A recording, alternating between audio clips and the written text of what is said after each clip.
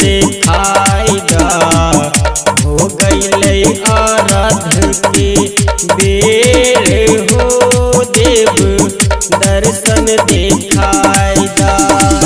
दर्शन देखाई दा सूरज देव दर्शन देखाई दा। दर्शन देखाई दा सूरज देव दर्शन देखाई दा।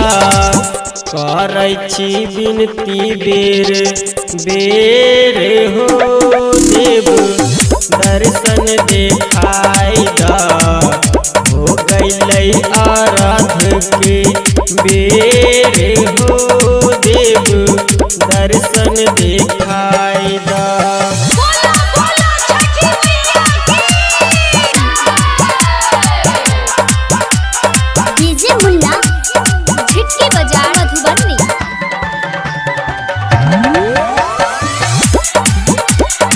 अभी आप सुन रहे हैं सिंगर शोभित सावरिया को। ललना के बिना सुना लागै छै गोदिया हो। छठ के हम व्रत कैनी सुना अरजिया हो। सुना अरजिया हो। सुना अरजिया हो। ललना के बिना सुना लागै छै गोदिया हो।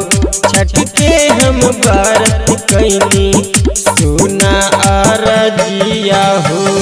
दर्शन देखाई दा सूरज देव दर्शन देखाई दा। दर्शन देखाई दा सूरज देव दर्शन देखाई दा।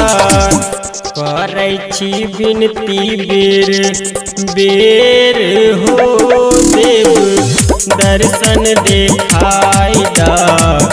करै छी बिनती बेर बेर हो देव दर्शन देखाई दा।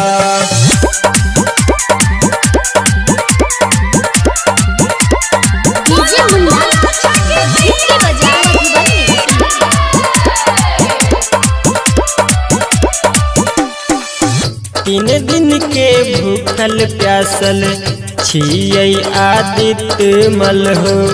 हाथ जोड़ के खारे छियै ताका हमरो ऊपर हो। ताका हमरो ऊपर हो। ताका हमरो ऊपर हो। तीन दिन के भूखल प्यासल छियै आदित्य मल हो। हाथ जोड़ के खारे छियै ताका हमरो ऊपर हो। दर्शन देखाई दा सूरज देव दर्शन देखाई दा। दर्शन देखाई दा सूरज देव दर्शन देखाई दा। करै छी बिनती बेर बेर हो देव दर्शन देखाई दा।